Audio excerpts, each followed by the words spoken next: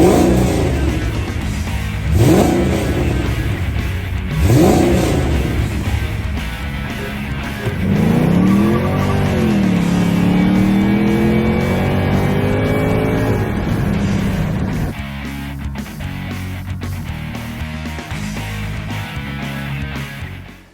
guys, welcome to the channel. It's Adam with ND72.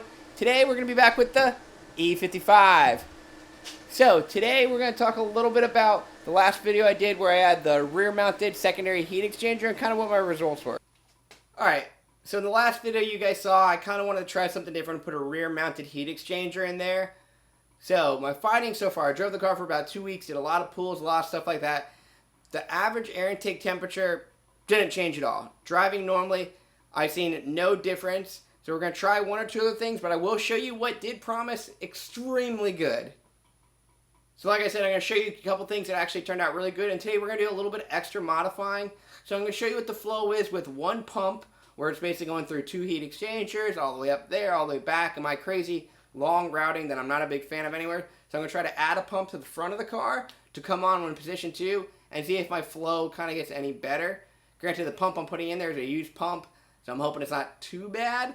But if I see a little bit of flow, then I'll go to my attic where I have like 3 or 4 brand new of the factory pumps that came with my SLK, which definitely are going to be pretty good flow. I'm going to show you what flow looks like now, and then we're going to try to throw a pump in and see if it gets any better. So right now I emptied a lot of the water out of the tank just so you can kind of see the flow a little bit better.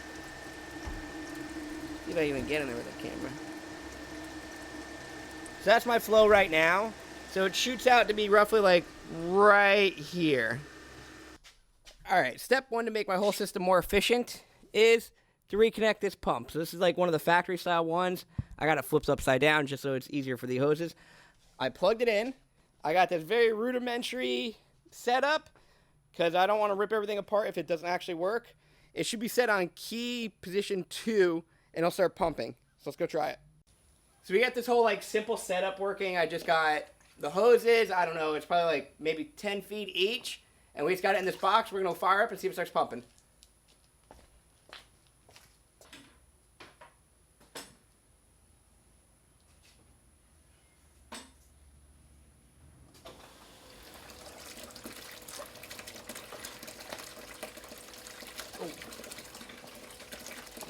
This pump still works pretty good. So as you can see, I'm going to try to show you some clogging up. But it still pumps out pretty good for all that. So we will start rigging this up. I'm going to let it flush out a little bit just in case there's some debris in that pump. We're going to rig it up, and then that way I'll have another pump working to pull more fluid or push more fluid back there. Let's start knocking at it. Alright, so we got the second pump all plumbed in. Right now it's all just rigged up really quick. So I got to trim it all back. I got a lot of extra lines, quite a bit of kinks over there. But I just want to see if even having this pump makes more flow. So how we're going to test that is go on a little adventure. It's the back of the car. And I'm going to try to set up a tripod. So now we're going to set up the handy-dandy GoPro and get you some cool shots.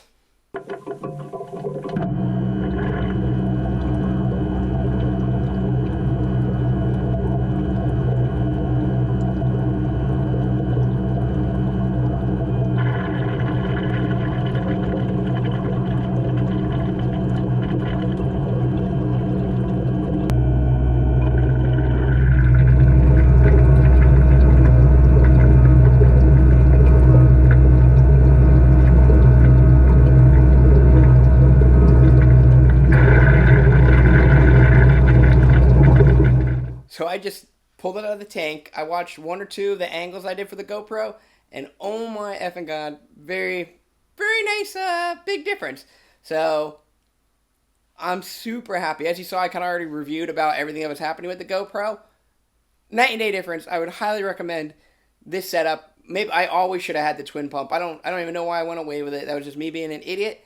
But you got to learn and you got to mess up every once in a while. So now we're going to sit there and take all the lines and clean them all up, because right now, as you saw, I got them just hanging there. I was just testing it. So we're going to make all the lines perfectly straight. Well, not straight, but no bends. Put my clamps on, put everything on, drop it down, make sure we got no leaks, and then go for some testing and data logging. Coming into the car. All right, it's been warming up for quite a bit. So we're at, right now, it's 88 degrees out. Our intakes are 90 for just sitting here. It's all warmed up. We only got like a quarter tank of gas, but let's go for a ride. Safety first. Maybe put some windows up. Nah, we'll leave them down. Go do a couple pulls and see what the... Oh, I gotta fix that too. Keeps thinking my back door's open. That's nothing.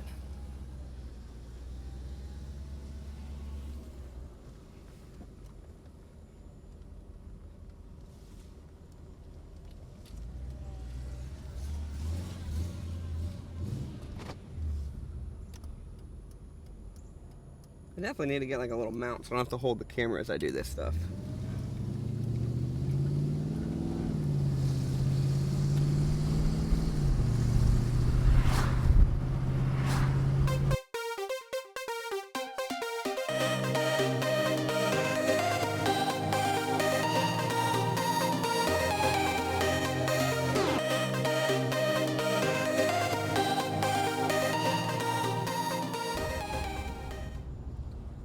Alright, now that we did a little bit of driving around, we're going to now do some pulls here in Mexico. The simple 20 pull, not trying to break anything stupid.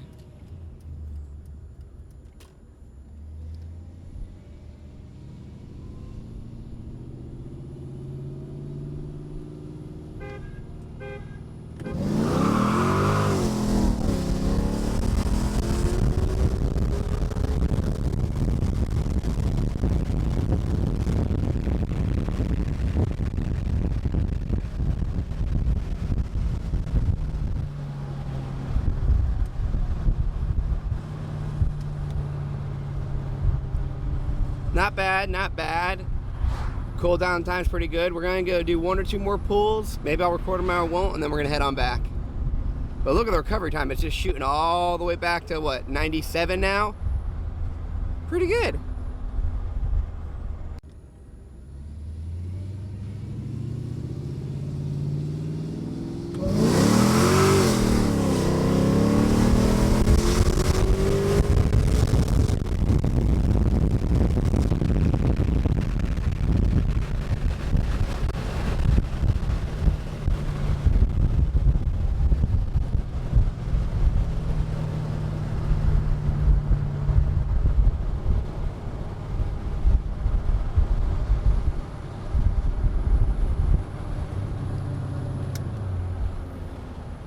I mean, like I said, the recovery is pretty effing good with this setup. Like, you can just see how quick it drops. All right, we're gonna do another one. Oh God, I might have to 2 hands on the wheel.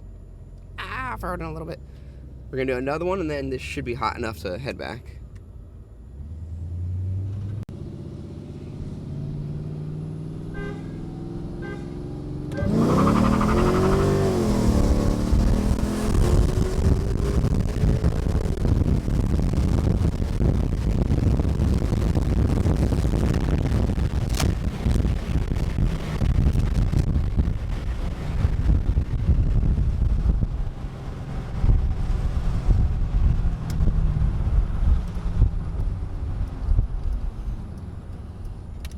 Alright, time to head back and go over the data and test some other stuff out. So we're back home, just gonna do a quick little check. You know what, I'm still leaking water out of there. I gotta fix that. That's what all this splashing is. Or it's gonna be right from this seal. I'm not fully sure yet. I'm gonna do more research on that. Let's make sure we're not leaking anywhere else, so. Where's my little hood? I know it's around here. Always forget, too many of these cars.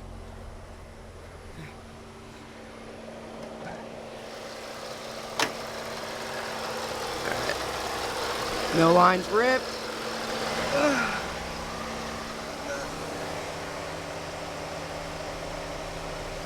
No leaks on the bottom.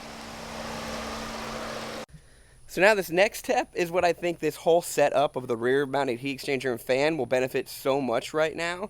Granted, yes, you could have done a front mounted heat exchanger, probably would have given you a little bit more benefit. But this at least puts the weight on the rear. And also, I haven't found any really data where people are showing that the front mount secondary heat exchanger is doing lower air intake temp traveling than what I have right now. If other people do have it, post up the data, most likely it does, but I still wanted to try this out. I know there's a lot of haters out there about this.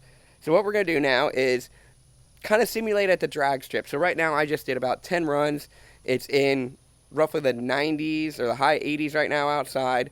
I pull the car in just like you would be in the staging lanes. And one of my issues that I was having when I was at the strip is it's 140 degrees in the supercharger right now. So I need it to be able to cool down, and before you just let it sit there. And there was no really like water circulating or fan blowing over anything. So now I'm going to see if I could actually drop that temp pretty aggressively.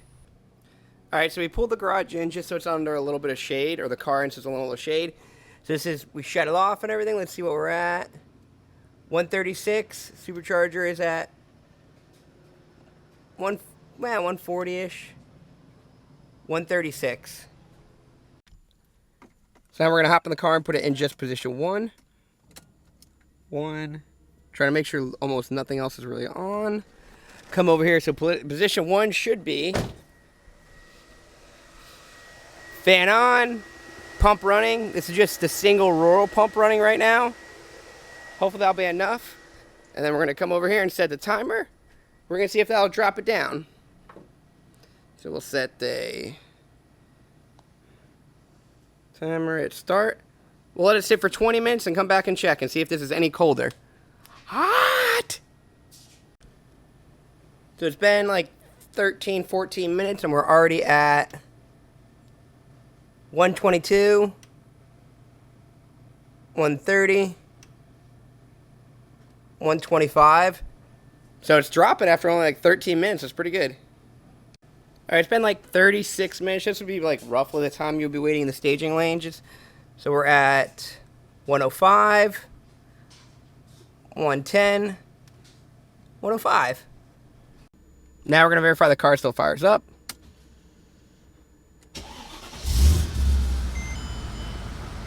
Yeah, are we in low power mode? Nope, not even in low power mode. Pretty good. Oh, it also helped kind of drop the temps over there. Alright, now the last part of this whole like heat exchanger, if it could cool down the staging lane test, I'm going to go take the car out and do 2 or 3 more pulls. It's roughly like 2 degrees temperature difference outside, more or less. And then we're going to do the same thing, but let it cool down with no fan, no nothing running. So we're going to try that now. So I'm not really going to perform the pulls because it's kind of counterproductive. I'm going to go do them, and I'll show you when I come back. Alright, so we pull the car back in. We only did like 3 pulls, so let's check like kind of roughly the same spot. 147-ish, 152, 147. So it's definitely a little bit harder starting the test, but I couldn't get 100% perfect. But at least we'll watch. We'll do the 30-minute thing and see if we even drop any temp or if it stays the same or if it does anything. God bless me. All right. Restart the timer and we'll come back and check. All right, so we're back. We're basically right at 30, so a couple minutes difference, and it made no difference. Just sitting here with no pumps, no fan, no nothing, it literally did nothing. It's almost like the same exact temp in these 30-minute times. No fun. All right, guys, now to go over the data a little bit. So originally with my setup, when I had 1 rural pump shooting through all that stuff, my day-to-day for the time I was doing it, with all my pulls, with all that, I didn't notice a huge difference with 1 single pump with air intake temps dropping with my rear-mounted secondary heat exchanger. Everything was usually like cruising around at the most like 12, 13 above ambient. And doing the pulls was roughly the same thing. It shoots up, I think it's roughly like 40 degrees, 35, 40 degrees above. That's with like multiple pulls. And then when I added the secondary pump, you clearly saw the flow from with the GoPro footage. Huge difference. The pumps I was running were the Johnson pump, I think it was a CM30, and then a Roll 2000 pump, or the 2 pumps I'm using. Granted, they're both very old pumps. The Johnson pump is, I think, like 5 years old, and the rural pump is the same thing, like 4 or 5 years old, so they're not brand new pumps. So if I would have had the brand new pumps, maybe we would have got more flow, but it still wasn't bad. And then when we did the main little thing I thought this whole trunk mount thing would help with, minus out on putting all the weight in the rear, so that helps out with traction a little bit, is in the staging lane so I can flip it on. So one little mess up I did, which I really wish I would have fixed it beforehand, was So I was smart enough to do the fan and the roll pump on key 1. Okay, when I did it, the secondary pump on key 2, way too many things are on to just let it sit on key 2 and sit. So when I did my test, the reason I didn't show you that footage because it was kind of moot. It was pointless. After right around like 30 minutes, you would get in the car and you would fire it up and you would get the low battery warning. So I don't really want that to be done at the track because I'm pretty sure when you have a low battery warning, it shuts things off, and I didn't want that to hurt the performance at all. I don't know if it does hurt the performance or doesn't hurt the performance, but I wanted to keep it where you could do 30 minutes and it was still good. So we did the data with just key 1, which would be one single roll pump. So what we did for temperature drop, and literally as you saw, we did 4 or 5 hits. We actually did more hits when I did the first test than when I did the second test. So the first test we did it, the temperature started off at like 136, 140, that kind of range. And then we dropped it basically 30 degrees average within that 30 minutes, which is pretty good. But then when we did the whole, you just fire it up and just normally just park the car, let it sit. Still had the hood open, that kind of same deal. Still had it in the shade, that same deal. We only dropped like 5 degrees, which is almost nothing really. So I will say this, I will try to run that single pump longer. I'll probably just keep dropping temp and dropping temp. So on the staging range, like as you saw right when I fired up, I had no warnings, no nothing about low battery. So key 1 draws very little power, and I was super happy with it. So hope you guys liked the video. Hope you guys put a comment down below. We are going to start adding more power to the E55. And now I know people are going to also complain about this again. The secondary heat exchanger in the trunk would just try to do something different. Just try to be a little bit different than the normal. Does it cost any less or any more than buying one? No. The other little advantage of just installing, you got to run a lot more wire and hoses up front. One little disadvantage, I haven't had this happen before, but I know it could happen. If you get a crack in a front mount heat exchanger, your water is going to be dumping in front of your car. And then you're going to run over at the strip and you have a chance of hitting it and spinning out. Have I ever heard anyone doing that? No. Have I seen these heat exchangers crack? Yeah, everything's cracked. They're not like made for life. I'm not saying you're going to get a bad product or anything, but my just paranoia, you put it in the rear, if it cracks, it's way behind the rear tires. You just put water behind you and you really don't got any disadvantage. So that's basically it. We're going to be adding a lot more power soon. I did order a lot more cool parts for the E55. So we're going to be getting some more horsepower of that bad boy. We're actually taking it to the track tonight for some roll racing events and stuff like that. So catch you guys later. Hope you guys like it. And make sure you guys like and subscribe. I wonder what else could be better around here. Switching to better internet is now easier than ever. Only Fios has the fastest internet available, with uploads up to 5 times faster than cable. Get 100 meg upload and download speeds, plus TV and phone for just $69.99 a month online with no annual contract. Switch to better. Switch to Fios.